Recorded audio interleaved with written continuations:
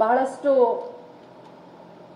ಅವಳ ಚಟುವಟಿಕೆಯನ್ನು ನೋಡಿದ್ರೆ ನನಗೆ ನಿಜವಾಗ್ಲೂ ಬಹಳ ಸಂತೋಷ ಅನಿಸ್ತಾ ಇತ್ತು. ನಾನು ಮಹಿಳಾ ಕಾಂಗ್ರೆಸ್ ಅಧ್ಯಕ್ಷ ಆದಂಥ ಸಂದರ್ಭದಲ್ಲಿ NGOಗಳನ್ನ ಸಂಘಟನೆಗಳನ್ನು ನಡೆಸಿಕೊಂಡು ಬಹಳ ಆಕ್ಟಿವ್ ಆಗಿದ್ವಿ ಸೌಮ್ಯ ರೆಡ್ಡಿ.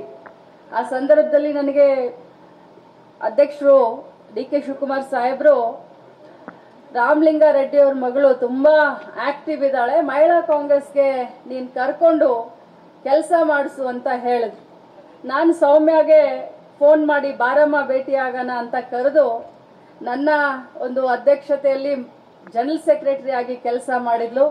ನನ್ನ ಜೊತೆನೆ ಶಾಸಕಿಯಾಗಿ ಕೆಲಸ ಮಾಡಿದ್ಲು. ತಮಗೆಲ್ಲರಿಗೂ ಗೊತ್ತು, ಇವತ್ತು ಮಹಿಳಾ ಕಾಂಗ್ರೆಸ್ ಅಧ್ಯಕ್ಷರಾದಂಥ ಸೌಮ್ಯ ರೆಡ್ಡಿ ಅವರೇ, ಮಂಜುಳಾ ನಾಯ್ಡು ಅವರೇ, ಜಲಜಾ ನಾಯಕ್ ಅವರೇ, ನನ್ನ ಆತ್ಮೀಯ ಸಹೋದರಿ ಪುಷ್ಪಾ ಅಮರ್ನಾಥ್ ಅವರೇ, ಅದೇ ರೀತಿ ಬಂದಂತ ಮಾಧ್ಯಮದ ಎಲ್ಲ ನನ್ನ ಸಹೋದರರು. ನಾನು ಏನ್ ಮಾತಾಡ್ಬೇಕು ಅನ್ನೋದನ್ನ ನೀವೆಲ್ಲರೂ ಸೇರ್ಕೊಂಡು ಮರೆಸ್ಬಿಟ್ರಿ. ಒಬ್ಬೊಬ್ಬರ ಭಾಷಣ ಅಲ್ಲಿ ನಾನು ಕೆಳಗಡೆ ಕೂತ್ಕೊಂಡು ಕೇಳ್ತಾ ಇದ್ದೆ. Soumya, you have a very beautiful and knowledgeable team with you.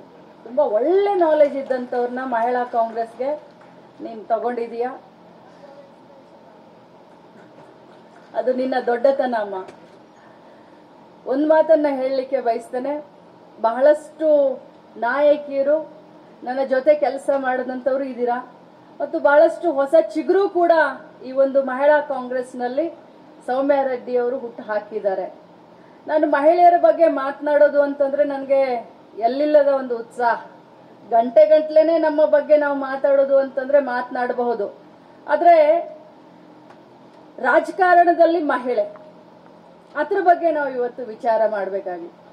ಮಹಿಳೆ ಎಲ್ಲಾ ಕ್ಷೇತ್ರದಲ್ಲೂ ನಾವು ಸೈ ಎನ್ನಿಸ್ಕೊಂಡಿದೀವಿ. ಮನೆಯನ್ನ ಹಿಡ್ಕೊಂಡು ಚಂದ್ರಯಾನ ಮಾಡುವವರೆಗೂ ನಾವು ಮಹಿಳೆಯರು ಇವತ್ತು ಯಾವುದ್ರಲ್ಲೂ ಕೂಡ ಹಿಂದೆ ಇಲ್ಲ ಅನ್ನುವಂತ ಒಂದು ತಾಕತ್ತು ಅನ್ನಬಹುದು, ಅಥವಾ ನಮ್ಮ ಅಭಿಮಾನವನ್ನ ನಾವು ಮೆರೆದಿದ್ದೀವಿ.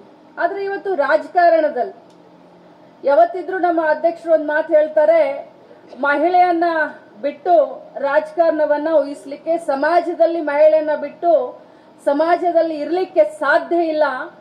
ಮುಂಬರುವಂತ ದಿನದಲ್ಲಿ ಏನು ಸೌಮ್ಯ ಹೇಳಿದ್ಲು, ಏನಾದ್ರೂ 33% ಮಹಿಳಾ ಆರಕ್ಷಣೆ ಏನಾದ್ರೂ ಬಂದ್ಬಿಟ್ರೆ ನಮ್ಮ ಕರ್ನಾಟಕ ರಾಜ್ಯದಲ್ಲಿ ಸುಮಾರು 70ರಿಂದ 75 ಮಹಿಳಾ ಶಾಸಕಿಯರನ್ನ ನಾವು ಇವತ್ತು ನೋಡ್ಲಿಕ್ಕೆ ಸಾಧ್ಯ ಆಗುತ್ತೆ.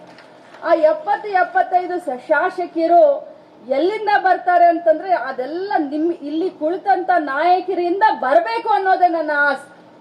ಒಂದು ದಿನ ನಾನು ಕೂಡ ಅಲ್ಲೇ ಕೂತ್ಕೊಂಡಿದ್ದೆ, ಎಲ್ಲೇ ಚೇರ್ ಮೇಲೆ ಅಲ್ಲ, ಅಲ್ಲಿ ಕೂತ್ಕೊಂಡಿದ್ದೀರಲ್ಲ ಅಲ್ಲಿ ಕೂತ್ಕೊಂಡಿದ್ದೆ. ನಾನು 26 ವರ್ಷದ ಹಿಂದೆ 1998ನೇ ಇಸ್ವಿಯಲ್ಲಿ ರಾಜಕಾರಣದಲ್ಲಿ ಪ್ರವೇಶ ಮಾಡಿದೆ.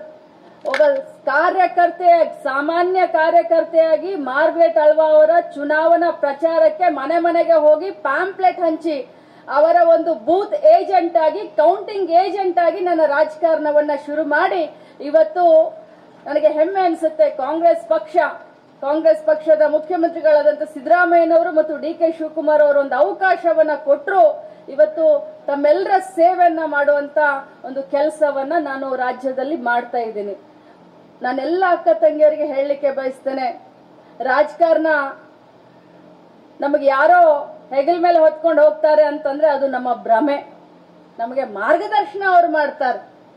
ಆ ಮಾರ್ಗದರ್ಶನವನ್ನ ಇಟ್ಕೊಂಡು ನಾವು ಫೀಲ್ಡ್ ನಲ್ಲಿ, ನಮ್ಮ ಏರಿಯಾದಲ್ಲಿ, ನಮ್ಮ ಗಲ್ಲಿಯಲ್ಲಿ, ಊರಲ್ಲಿ ನಾವು ಕೆಲಸವನ್ನ ಮಾಡಿ ಅಲ್ಲಿ ಯಾರು ಇಲೆಕ್ಷನ್ ನಿಂತ್ಕೊಳ್ತಾರಲ್ಲ ಅವ್ರು ಹೇಳ್ಬೇಕು, ಇವ್ರು ಇಲ್ದೆ ನಮ್ಗೆ ಇಲೆಕ್ಷನ್ ನಲ್ಲಿ ಕಷ್ಟ ಆಗತ್ತೆ, ಇವ್ರಿದ್ರೆ 200 ಓಟ್ ನಮ್ ಜೊತೆಯಲ್ಲಿ ಬರುತ್ತೆ ಅಂತ ಹೇಳಬೇಕು.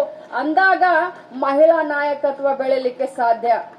ನೀವು ಬನ್ನಿ, ಸೌಮ್ಯ ರೆಡ್ಡಿ ಜೊತೆಯಲ್ಲೇ ಇರಿ, ಆದ್ರೆ ನಿಮ್ಮ ಗಲ್ಲಿಯಲ್ಲಿ, ನಿಮ್ಮ ಊರಲ್ಲಿ, ನಿಮ್ಮ ನಗರದಲ್ಲಿ ನೀವು ಸಮಾಜ ಸೇವೆಯಲ್ಲಿ ತೊಡಗಿಸ್ಕೊಳ್ಬೇಕಾಗತ್ತೆ.